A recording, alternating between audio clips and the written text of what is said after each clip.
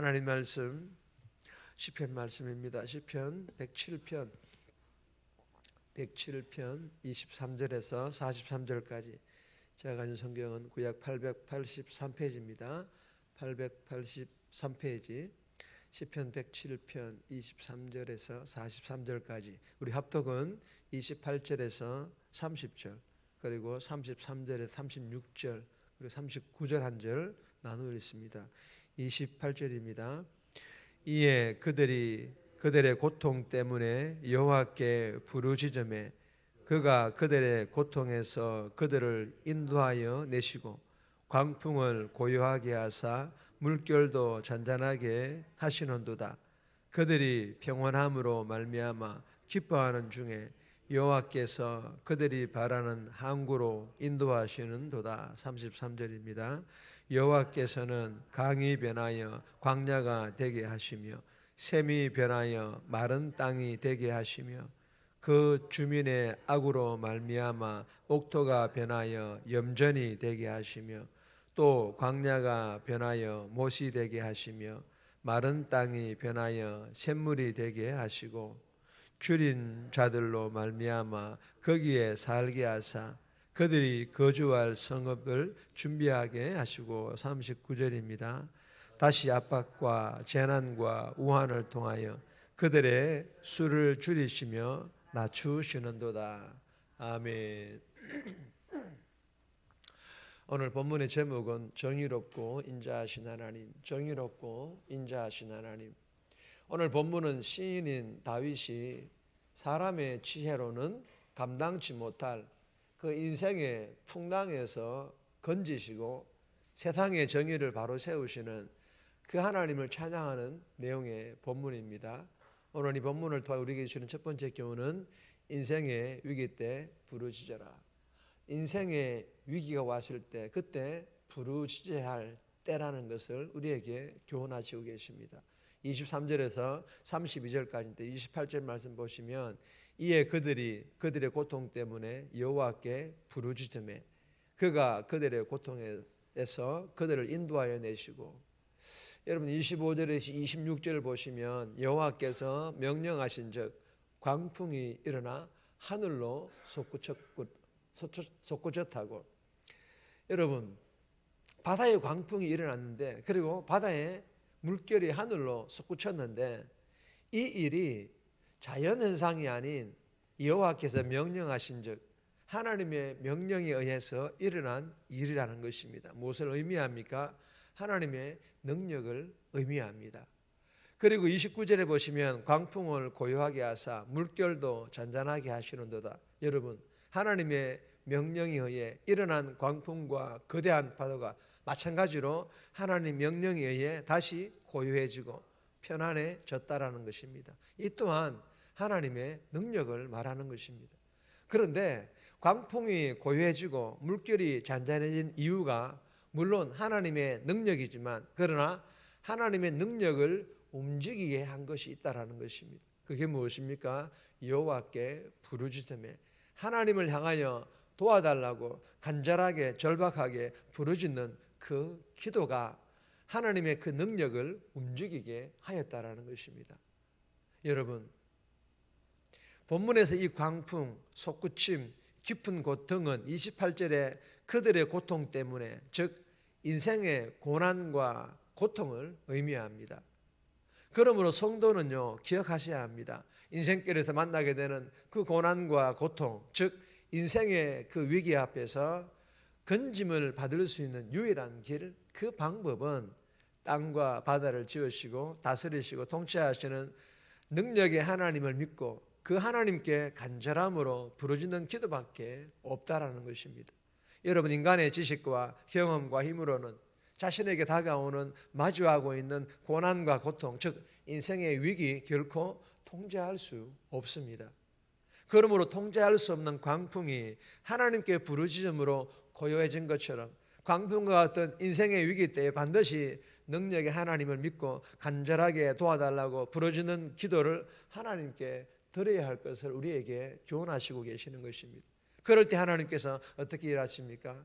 평온함으로 기뻐하시는 중에 여호와께서 그들이 바라는 항구로 인도하시는도다. 무슨 말씀입니까?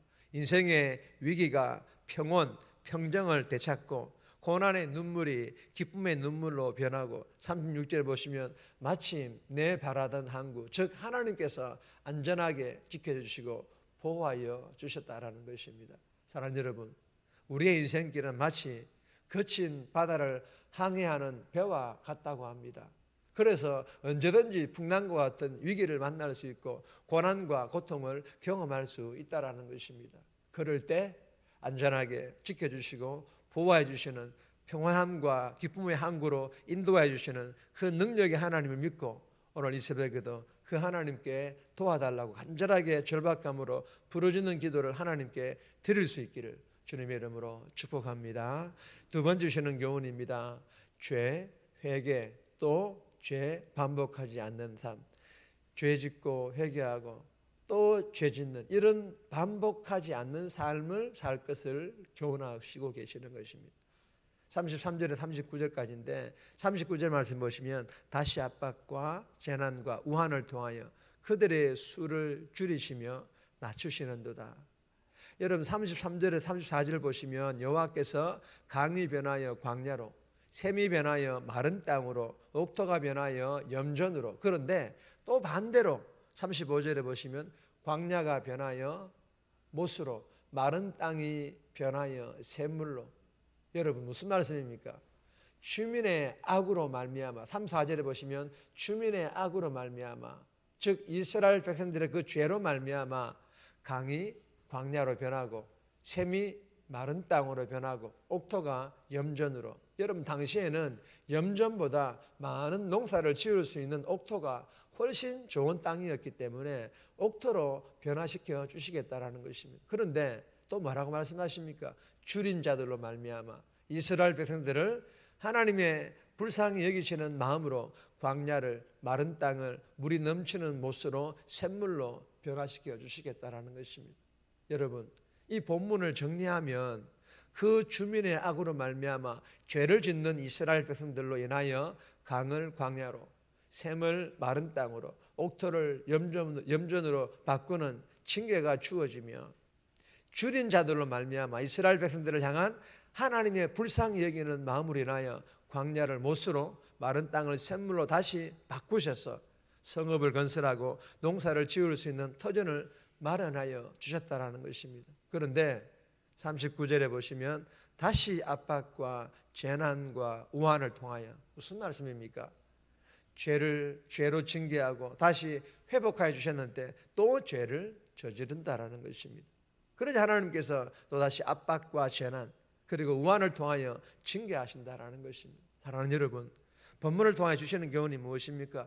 죄 짓고 회개하고 또 죄 짓고 하나님께서 기뻐하지 않는 이러한 반복적인 삶을 살지 말라, 좀 청산하라라는 그런 교훈입니다.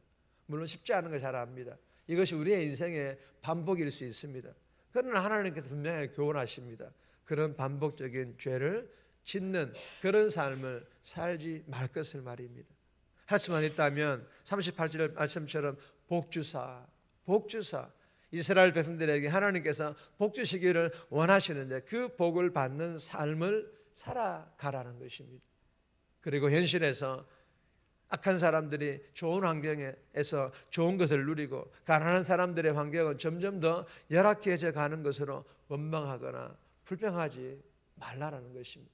그리고 하나님께서는 불의한 방법으로 풍요를 누리던 악인들, 즉 세상 사람들 황량한 곳에 두시고, 즉 결국에는 하나님께서 징계하시고, 그리고 불공평한 사회에서 가난에 처한 자, 즉 예수 믿는 성도들을 비옥한 땅, 즉 하나님께서 예배해 놓은 그런 복을 받게 될 날이 온다라는 것입니다. 이것을 믿고 주신 교훈대로 죄 짓고 회개하고 또 죄 짓는 반복적인 삶이 아니라 하나님을 기쁘시게 하는 삶, 그리고 악인들이 잘 되는 것 원망하거나 불평하는 삶이 아니라 그럼에도 감사하는 삶을 우리가 살아감으로 하나님의 때에 하나님의 방법으로 준비해 놓으신 하나님의 복 받아 누릴 수 있기를 주님의 이름으로 축복합니다. 세 번째 주시는 교훈은 조금만 있습니다. 정의를 세우시는 하나님, 정의를 세우시는 하나님이심을 교훈합니다. 40절에서 43절까지인데 개인적으로 묵상하시기 바랍니다. 정리합니다.